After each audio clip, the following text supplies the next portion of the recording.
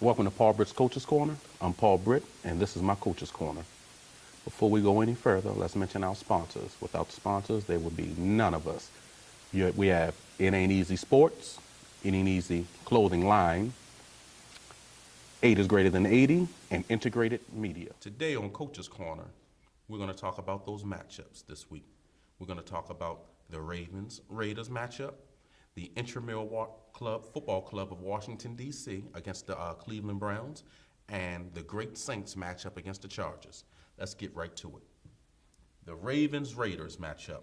This will be another matchup where the Ravens are clearly superior athletically and position for position. There's no denying it. The Ravens have the advantage position for position. But of course, we also have Fraudway Joe, who will do his part in keeping the game close, just as I've been stating week after week. Fraudway Joe, when he's laughing on the sideline at halftime when he's up by 3, joking and playing, and then wind up making a game closer than what it has to be. Now, he's gotten away with it the first 3 weeks because they've played inferior teams. But now we have the Raiders coming to town. The Raiders, on the other hand, they're not one of those other teams that we've played, that the Ravens have played the first 3 weeks. Let's go with the matchups, because we could talk about Fraudway Joe, Dean P. Brain, and Hard Boiled all day.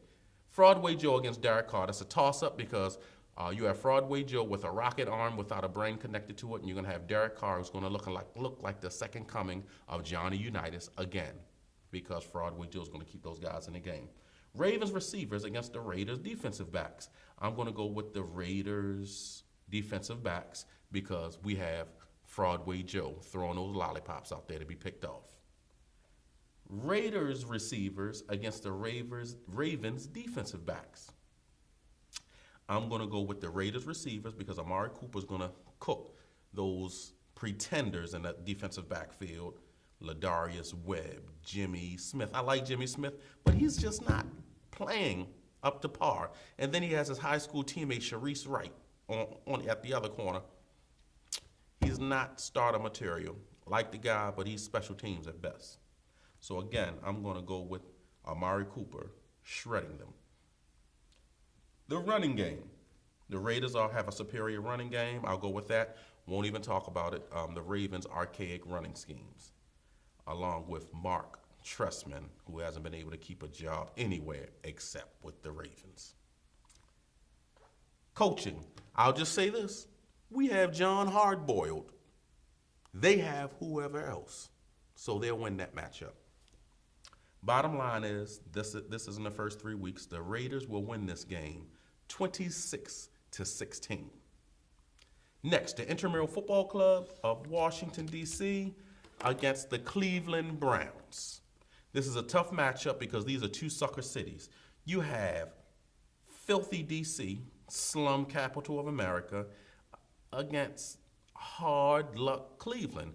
Hard luck Cleveland, they won a basketball championship. They backed into one, but even a broken clock is right twice a day. It won't happen again. The Browns, let's go with Kirk Cousins against Josh McClown. I'm going to go with a wash because both of these guys are going to do all they can to keep the other guy in the game. Browns receivers against the Redskins defensive backs. I'll just say this. Last week, the league saw fit to drug test the Intramural Football Club of Washington, D.C.'s defensive backs because they precluded that. They were playing like they were high out there. It's not a good look. Even though the Browns are putrid, the receiving, I'm still going to go with them because they're playing against the Intramural Football Club of Washington, D.C. The Cleveland D-backs against Kirk Cousins. I'm going to go with the Cleveland D-backs because, again, that's Kirk Cousins, and we can no longer blame anything on RG3. RG3's gone. We can't blame that on him. Both have putrid running games, so we don't have to worry about that. That'll be a wash. So what we're going to say is going to be a battle of the coaching staffs. Jay Gruden against Hugh Jackson. Hugh Jackson will clearly outclass that imposter, that impersonator, that fraud, Jay Gruden. Let's talk about the Saints matchup against the Chargers. There's really not a lot to talk about. The Saints have Drew Brees, the best quarterback in the NFL. with nothing else behind him. The boy is out there doing it himself. The Saints defense looks like Swiss cheese. It's not a good look. This is going to be a homecoming of sorts for Drew Brees because he was released by San Diego back in the day, and they decided to keep Phillip Rivers. Fools. But anyway, the Saints will win this game. The Saints will win because if they don't win this game, the Saints will tank the rest of the season playing for the #1 draft pick coming out of college. Saints will win. Now, 5 questions. Landon Saunders would like to know, how would the Ravens fare if they had Drew Brees on their team? The Ravens would win Super Bowls consecutively because, again, you have the best quarterback in the league.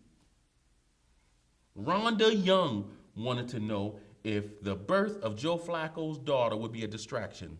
I'll just say this, Joe Flacco is a distraction. He stays distracted. So nothing can make him more distracted than what he is now. As a matter of fact, he may even focus a little more. Wade Seaton would like to know, is Joe Flacco elite? Hell no! By the way, Cardinal Gibbons is closed. They're closed for a reason, Wade Seaton. Christian Allen would like to know, are the games over-officiated or are the games being fixed? I'll just say this. Las Vegas, they don't keep odds for nothing. You remember the Super Bowl that the Ravens were in when they were blowing the point spread? The lights went out, and then things tightened up a little more. I'll let you all decide. Paul Britt Jr. would like to know, how will the Saints fare this season? This game against the San Diego Chargers is pivotal. So this game will determine the rest of their season. I detect that they're about to go on a run. A chugga, chugga, chugga, chugga. Like that diesel engine, we start slow. But once we start moving, that's it. Pluggy T. In America, we play football with our hands. We throw the ball with our hands. We don't kick the ball with our feet. That's our football. That's it, guys. But tune in next week. Wait till you see what I have for you guys next week. This one's going to be extremely special. You don't want to miss this one. Again, thanks for tuning in. Peace out.